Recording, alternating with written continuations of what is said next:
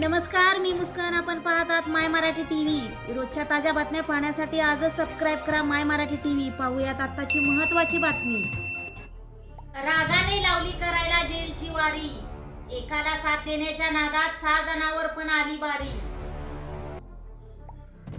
प्रेम प्रकरणाचा संशय, संशयातून अपहरण, नंतर बेदम मारहाण, रुग्णालयात रवाना आणि उपचारादरम्यान मृत्यूनंतर संशयित झाले फरार.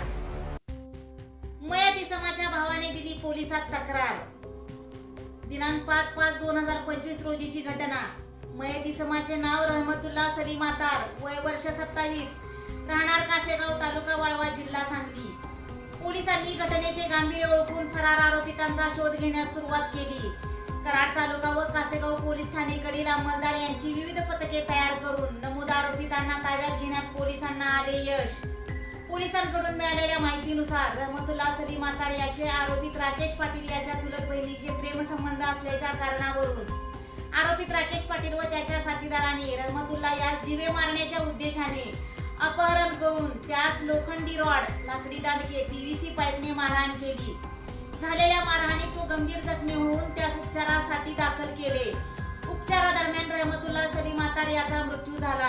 सदर घटनेचे गांभीर्य ओळखून उपविभागीय पोलीस अधिकारी श्री अमोल ठाकूर साहेब यांनी कराड तालुका पोलीस ठाण्याचे पोलीस निरीक्षक महेंद्र जगताप साहेब, पोलीस निरीक्षक बिराजदार, पोलीस उपनिरीक्षक पाटील यांना संशयित आरोपितांचा शोध घेण्याकरिता मार्गदर्शन केले व पोलिसांना 7 आरोपितांना ताब्यात घेण्यात यश आले. सदरची कारवाई अप्पर पोलीस अधीक्षक सातारा यांच्या मार्गदर्शनाखाली उपविभागीय पोलीस अधिकारी श्री अमोल ठाकूर, उपविभागीय पोलीस अधिकारी इस्लामपूर श्री मंगेश चव्हाण, कराड तालुका पोलीस ठाण्याचे पोलीस निरीक्षक महेंद्र जगताप, सहाय्यक पोलीस निरीक्षक सखाराम बिराजदार, पोलीस उपनिरीक्षक साक्षात्कार पाटील, कासेगाव पोलीस ठाण्याचे पोलीस निरीक्षक कृष्णात कांबळे तसेच कराड तालुका व कासेगाव जिल्हा सांगली पोलीस ठाणेकडील स्टाफ यांनी केले. या घटनेवरून युवकांनी बोध घेतला पाहिजे की आपण आपल्या मित्रांची साथ कशासाठी देतोय, त्याचे नेमके कारण जाणून घेतल्याशिवाय भावनिक होऊन रागाच्या भरात कोणतेही कृत्य करताना विचार करा.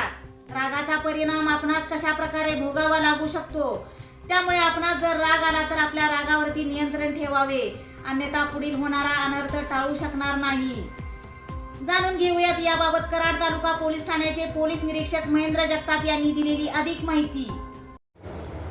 काल दुपारच्या वेळेला कासेगाव येथील राहणारा मुलगा रहीम सलीम आतार याला कासेगाव येथीलच दुसरा एक इसम आहे राकेश पाटील आणि त्याचे साथीदार यांनी वाठार कराड तालुका पोलीसच्या हद्दीमधील गाव आहे त्या ठिकाणाहून त्याला म्हणजे राकेश पाटील याच्या चुलत बहिणीशी काहीतरी प्रेमसंबंध असल्याच्या संशयावरून तिथून त्याला थांबवून त्याला गाडीत बसवून घेऊन गेले आणि 2 ठिकाणी त्याला जाऊन त्याला चर्चा करायच्या ह्याने 2 ठिकाणी घेऊन गेले आणि त्या ठिकाणी त्याला काठीने मारहाण केली आणि मारहाण केल्यानंतर परत त्याला त्याच्या घरी सोडलं. घरी सोडल्यानंतर त्याला त्रास व्हायला लागल्यानंतर त्याला दवाखान्यात उपचारासाठी दाखल केलं होतं. उपचारादरम्यान तो मयत झालेला आहे. तो मयत झाल्यानंतर ते कराड तालुका पोलीस स्टेशन हद्दीमध्ये त्या घटनेची सुरुवात झाली असल्यामुळे आमच्याकडे तो गुन्हा दाखल झालेला आहे. यातील मयत जो आहे त्याच्या भावाने तक्रार दिल्यावरून आमच्याकडे खुनाचा गुन्हा नोंद झालेला आहे. त्याच्यामध्ये जे एकूण 7 आरोपी सांगितले होते ते 7ही आरोपींना अटक करण्यात आलेली आहे. आता त्या उद्या आम्ही त्यांना कोर्टात न्यायालयात हजर करून पोलीस कस्टडी रिमांड घेऊन पुढील तपास करत आहोत.